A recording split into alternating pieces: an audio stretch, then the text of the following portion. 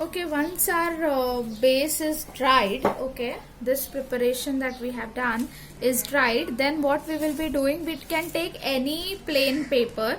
Okay, I had a soft or tissue paper, that is something which you will be definitely having, and we'll be rolling this up, but before doing that we'll be trimming our corners here. Okay, so we'll be trimming our corners, one this way, okay, and the other one in straight manner. Okay, so one I have trimmed in a straight way.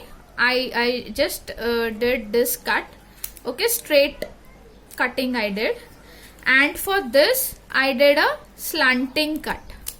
Okay, now why I did that you'll come to know later on once we move further with our assignment, right? So what we will be doing now further is we will be applying glue on our base the sticks that we have created. Just give me a minute. Okay, so we'll be putting glue here all around.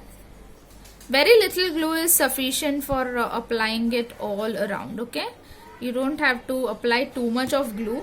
Just run your finger, okay, run your finger on top of it, and then we will be rolling this paper out. Okay, we'll start from here and we will just go on rolling it all around this, right? So now first level is covered, but what about the second level? First, because it had some glue, it got covered, right? So what about the next? So half thing is done, then you just apply little glue and go on rolling it further, right? And then that's the reason I told you you can use tissue paper, because it will be easily you will be able to easily roll it out. Okay, so this side also I'll cover this up here. Okay, it's just to create a base, and I'll secure this end. So here I go. So I have a good shape ready with me. By this time I think you must have I am assuming that you must have understood what we are doing, right? So here I am doing this, leveling it up. Okay, you must have seen your mother's rolling using the rolling pin. So without putting any pressure, just go on rolling it on the base. Okay, just go on rolling this way, and again just give this a proper shape. Okay, so this is ready with us. Now comes our next step. I had asked you to arrange for a satin ribbon. So what we will be doing is we will start using our satin ribbon now. So I'll apply little glue here, fine, and from here I'll start rolling it this way, or probably I'll start from the other side because this is the straight side. So I'll start from here. Okay, I'll take one round. I'm just taking one round directly. Do not apply too much of glue because this is a normal stationary glue, so it won't hold that satin ribbon. And do not pull the satin ribbon too much.